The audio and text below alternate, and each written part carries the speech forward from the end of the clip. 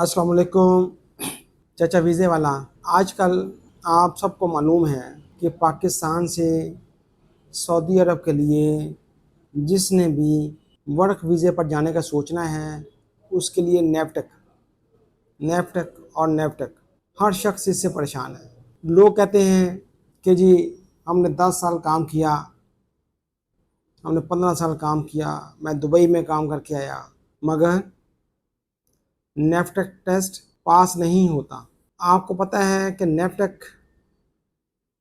Test के लिए आप एक ट्रेड में 3 दफ़ा एग्ज़ाम दे सकते हैं। अगर 3 दफ़ा आप फेल हो गए, आप चौथी दफ़ा इम्तहान दे सकते हैं, लेकिन 6 महीने के बाद। तो बेटा, अगर आप चाहते हैं कि आप पहली दफ़ा ही पास हो जाएं, तो मसला ये है कि हमारे बच्चों को काम तो आता है, लेकिन सेफ्टी के असूलों के मुताबिक या वो असूल जो महज़ब कौमों ने अपनाए हुए हैं उनके मुताबिक काम करना है। तो हमारे यहाँ वो चीज़ हम नज़रअंदाज कर देते हैं। मसलन एक शख्स ने प्लस्तर करना है, तो दीवारों के ऊपर जिस तरह की वो फट्टे लगा के पाकिस्तान में प्लस्तर कर रहे होते हैं, वो कारीगर तो बड़ा अच्छा होता है, लेकिन अगर वो कहेगा जी मैं ऐसे फट्टे लगा के प्लस्तर करूँगा, उसी वक्त उसको क्या कर दिया जाएगा, फेल कर दिया जाएगा। इसके बाद अगर आप कंस्ट्रक्शन साइट के ऊपर बगैर हेलमेट के चले गए और आपको उन्होंने काम दिया टेस्ट के दौरान में कुछ करने के लिए, और ऊपर लोग काम कर रहे हैं और नीचे आपने काम करना है या वहाँ से गुज़रना है, आप बगैर हेलमेट के चले गए, आप उसी वक्त फेल।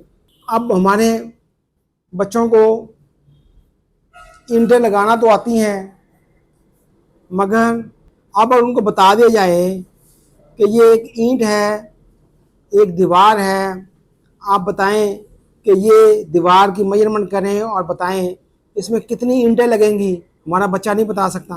अब इस सब की आगाही के लिए अगर आप 3 घंटे के लिए हमारे टेस्ट सेंटर में आ जाएं, तो इंशाल्लाह यही चीज़ें हम आपको बताएंगे।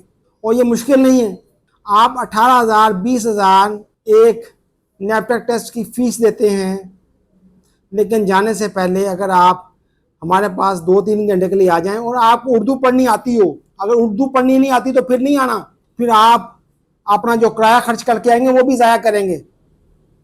क्योंकि हम आपको ये बता सकते हैं, समझा सकते हैं कि औज़ारों का नाम बता सकते हैं, उसका तरीक़ाकार, टेस्ट का तरीक़ाकार बता सकते हैं, लेकिन अगर वहाँ पर सवाल आ जाता है कि ये लिखा हुआ कि ये मोबाइल है और आगे 4 तस्वीरें बनी हुई हैं, अगर आप मोबाइल पढ़ नहीं सकते तो क्या करेंगे? उसमें आप अपने वालिदैन को थोड़ा सा नाराज़ हो उनसे कि वक़्त पे उन्होंने आपको उर्दू भी पढ़नी नहीं सिखाई, तो उसमें बेटा चाचा आपके लिए कुछ नहीं कर सकता। चाचा आपको के लिए कर सकता है, आप उर्दू पढ़नी आती हो, आप मेरे पास आ जाएं और यहाँ पे हम आपको ट्रेनिंग देंगे, इंशाल्लाह आप टेस्ट पास कर जाएंगे। नहीं तो आप वो लोगों को ढूंढते रहेंगे, खांचे पे लगवा दें और जो डन बेस पे करवा दें। पास होगा तो डन बेस के पैसे ले लेने हैं, ना हुए तो फिर कहेंगे जी वहाँ से टीचर बदल गया था, कोई ना कोई कहानी सुनाएंगे ना। तो आपकी मेहरबानी है, आप ट्राई करें, मेहनत करें और ट्रेनिंग करके जाएं टेस्ट देने के लिए, अगर पास होना है तो। ये कोई इतना बड़ा काम नहीं है, इसी के साथ अब हमने जिंदा रहना। ये नेफ्टक वापस नहीं होगा, ये जब भी जाना है हम नेफ्टक करके जाना। और मेरा ख्याल है कि बाकी मुमालिक भी जल्द ही ऐसे को टेस्ट या इसी के साथ कोई एफिलिएशन हो जाएगी। लोग अब यहाँ पे जिस काम में जाना उस काम आता होगा तो आप जा सकेंगे। ओके बेटा, अल्लाह हाफिज़।